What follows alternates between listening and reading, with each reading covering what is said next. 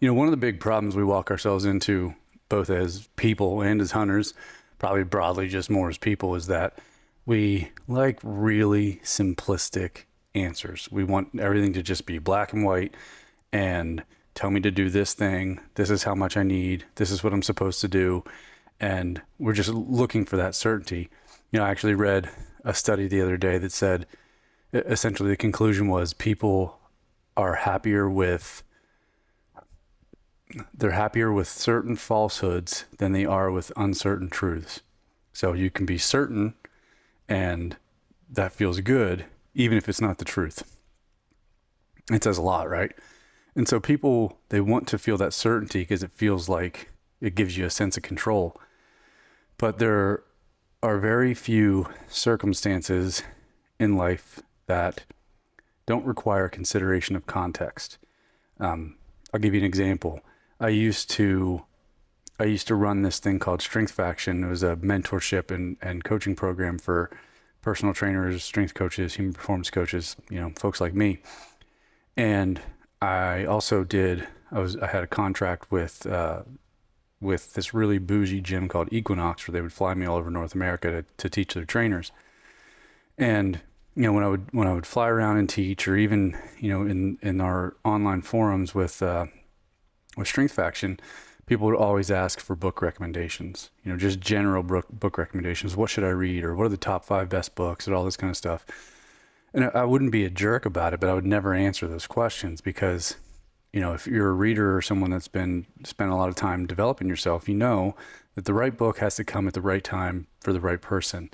And just giving general book recommendations doesn't usually work because, if it doesn't hit the person at the right time, or it's not what they need, like they're going to either quit reading it or they're not going to absorb what they need to get from it.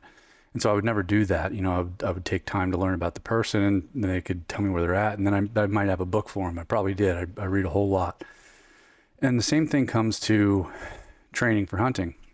It's one of the reasons that, we have Pathfinder. People in Pathfinder don't test, but they go through a questionnaire that helps me determine at least a little bit where they are. I want some information, to be able to point somebody in the right direction. But, that's why I like our Backcountry Ready, Pack Mule Elite, and Pack Mule Apex program so much, because we test, and all the way up to, the Pack Mule Apex program is super involved.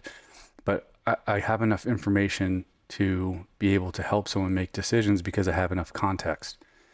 And so it's a rare day when, without context, you can just make a general recommendation. And this all leads into talking about how many days per week hunters should ruck or train with their pack, whichever synonym you want to use. Because I posted a video on YouTube last week about when hunters should ruck the heaviest. And so in the comments, I got a handful of questions of, how many days per week should I be rucking? And, I could make a general recommendation, but the truth is I don't know. It's dependent on several factors. Are you very efficient under load right now? What's your rucking history? Are you strength training? Are you running? Are you doing other conditioning? When are you hunting? Are you hunting September 1st? Or when's your hunt? And what are the goals of the rucking? What kind of workouts are you going to do?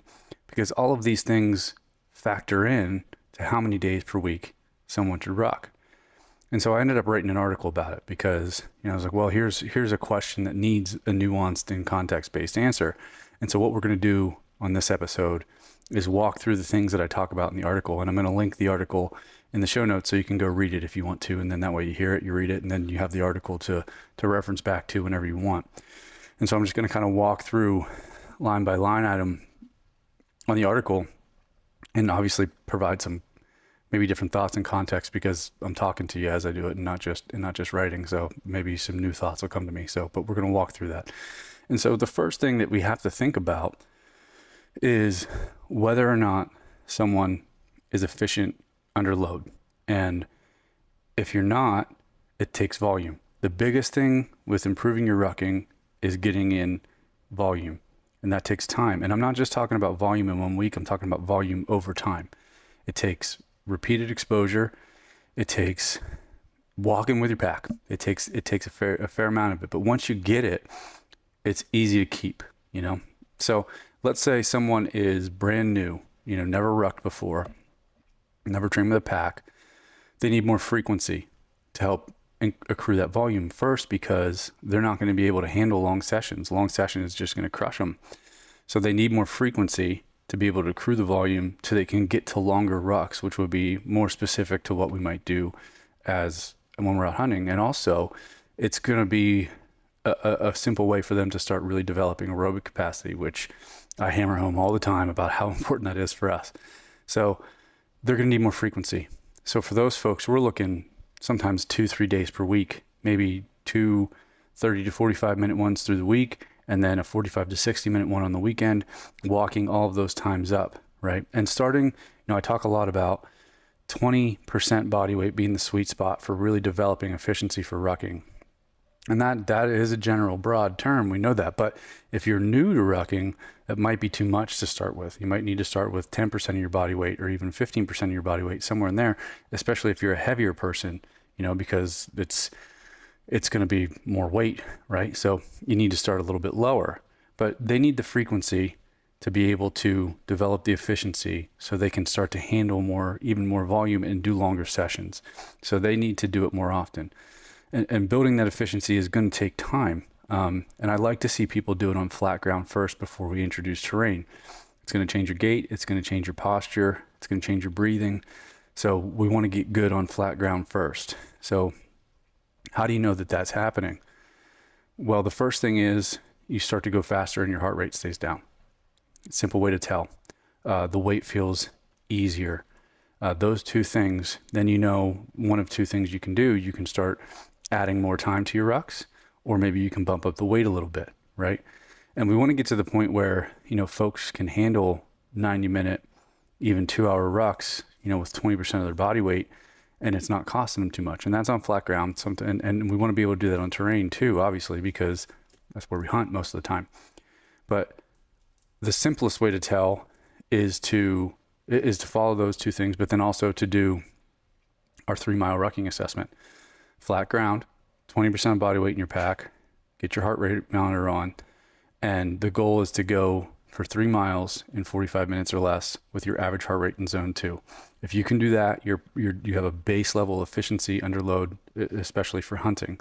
If you can do that, you're in a pretty good spot, and we can start looking at different things, right? So at some point, you know, if you start late, you might have no choice but to get on an incline or something like that before, you know, you really have that base efficiency. If you start late, your hunt's coming up, and you gotta, you know, sometimes you gotta make some trades. But that's really what we want to see. So if you can do that, you're pretty efficient under load, and we can start looking at different training variables to really start to move you forward.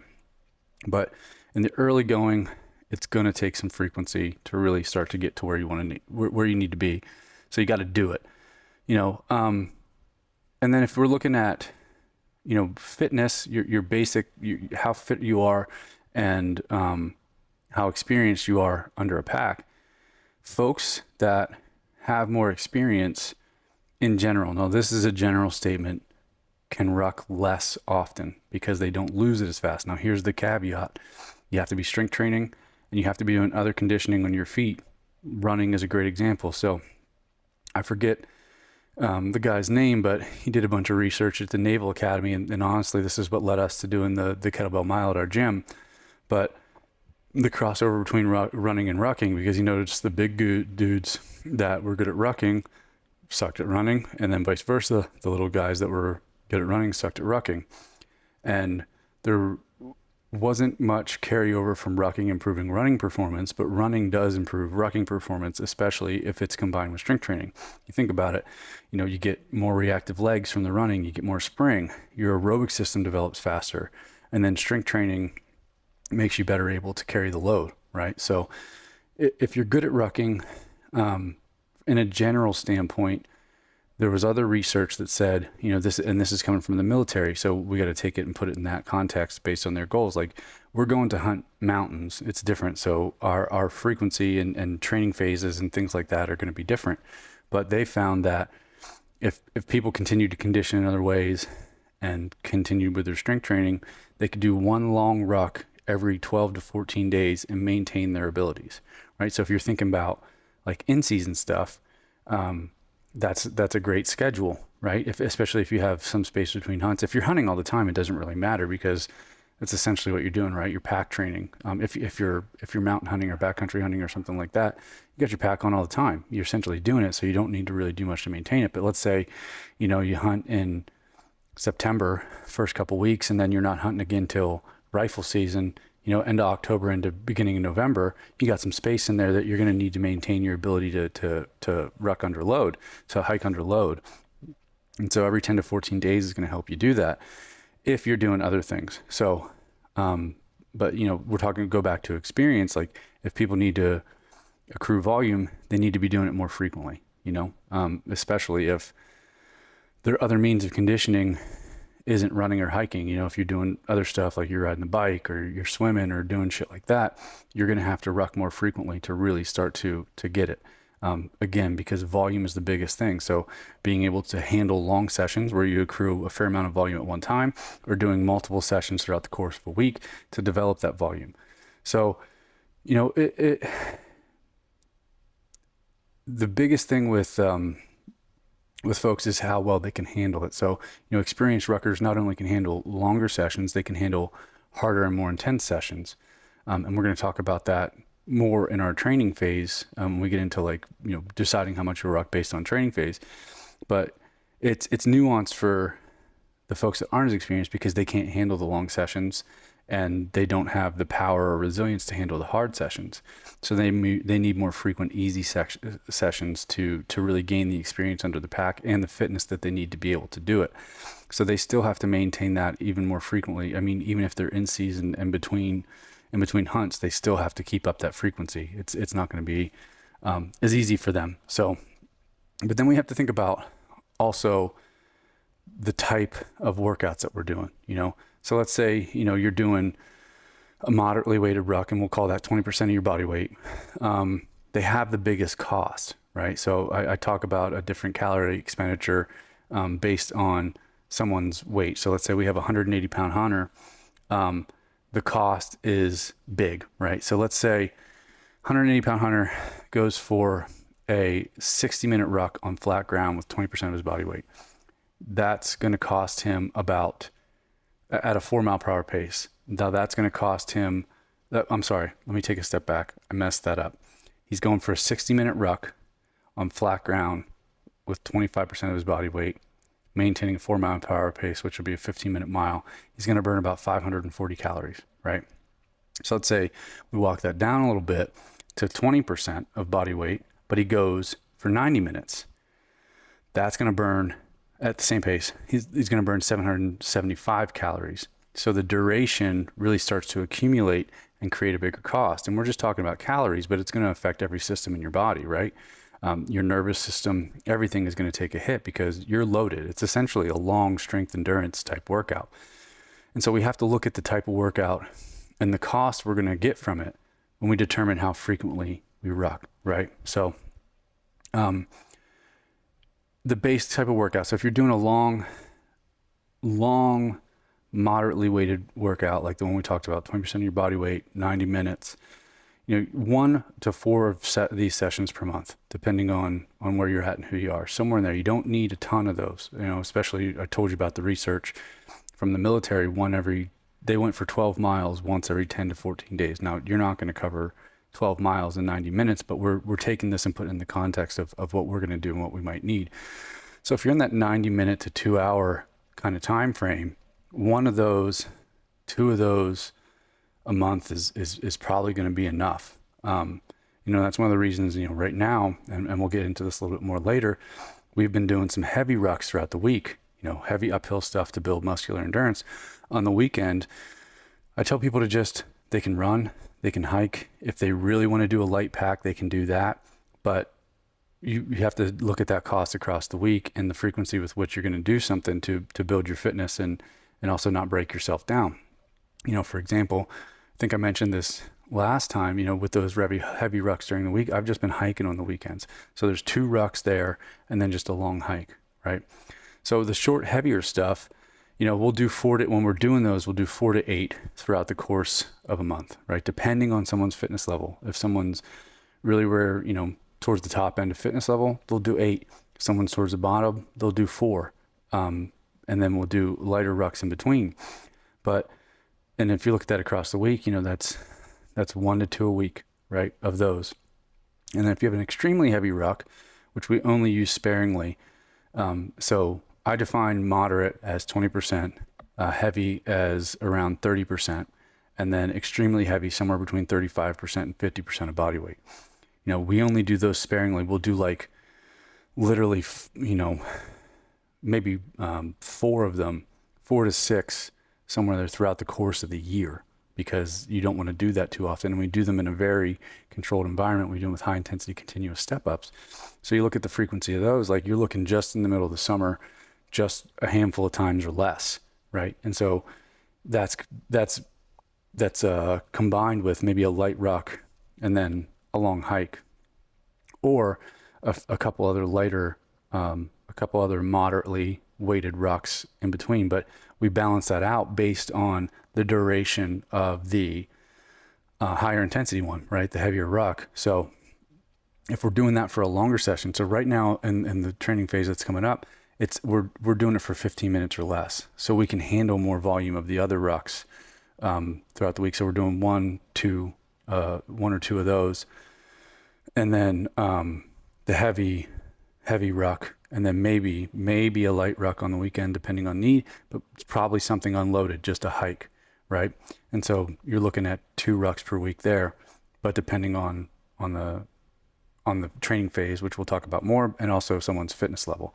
So you have to look at the cost of something before you determine how many. Because if I said, just do 2 per week, but I didn't give you any of that information, you don't know what you're actually developing. You don't know what you need. You don't know what the cost of it's going to be. You have to look at the cost, because I could say, if you're doing, if I don't know someone, I don't know the information, I just know that they're going to ruck, and I say, well, go do 3 per week. And they go out and they do 3 extremely heavy rucks per week, they're going to be in the shitter in no time, right? So we have to have the context of what the workout is going to be before we can make, different recommendations. So one of the really heavy sessions per week, 2 of the kind of heavy per week, and then if you're doing a long one, 1 to 4 per month. So maybe once per week, probably once every 2 weeks, something like that, if you're gonna ruck for those. So you have to keep in mind, pack training frequency depends on the type of workout that you're gonna do. And then we have to think about it in terms of the block training phase and our proximity to hunting season. So we break it down into 4 blocks, right? So a block is anywhere between 6 weeks and 12 weeks, right? So our early off-season block runs from January to March. Late off-season block is April and May. Preseason is June from August or September. And then in-season is somewhere between September and October through December. So we have different goals with all of these. So we use tools differently during these training phases. So, during the early off-season, the main goal is general aerobic capacity and strength. Late off season, we're looking at specific aerobic capacity and general strength endurance. Preseason, specific uphill and downhill conditioning and specific muscular endurance and strength endurance. And then in season, we're looking at strength and conditioning maintenance, right? So if you look at all of that, we're going to use tools in a different way. In the early off season, at the beginning, we don't ruck very much because we just want to get in aerobic volume. We're just generally doing that. Towards the end, we start to introduce more light rucking, typically around 15% of body weight. And as we move into the late off season, we think about specific aerobic capacity.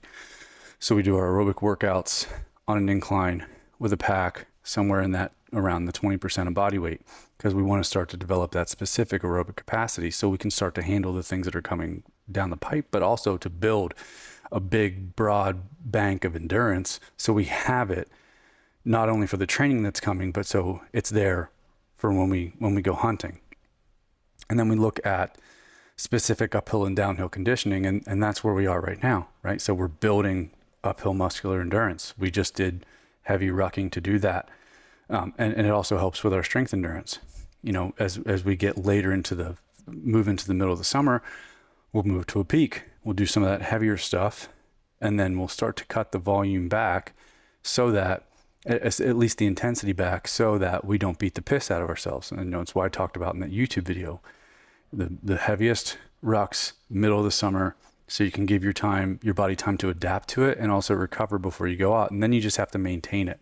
And you'll be fine for hunting season. But you look at the goals of what you're trying to accomplish based on how you're going to use your rucks. So early off season, end of the early off season, we're starting to trend towards specific aerobic capacity. And so we're going uphill with light to moderate weight for extended periods and accruing volume there. We get into developing muscular endurance. We go shorter, heavier, and shorter workouts with heavier packs. So we look at the frequency there. So, light pack, 60 minutes, you could easily handle 2 or 3 of those a week. Well, we're starting to build our efficiency back up, right? We need the volume. But then we get into what we talked about just a few minutes ago with the heavier packs, maybe 2 of those a week, 1 to 2 of those a week. And then the super heavy packs, 1 per week, right?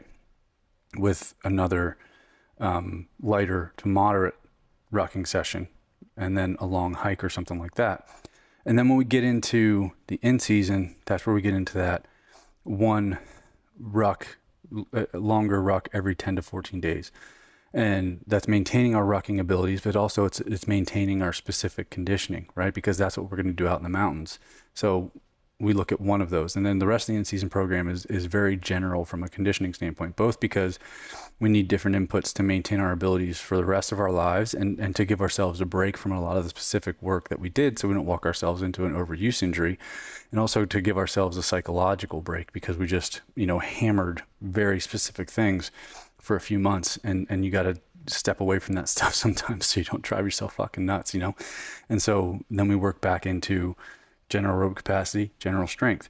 And so you have to think about how you're going to use them in proximity to the hunting season. So right now, we're kind of at the peak of where a lot of our rucking frequency is.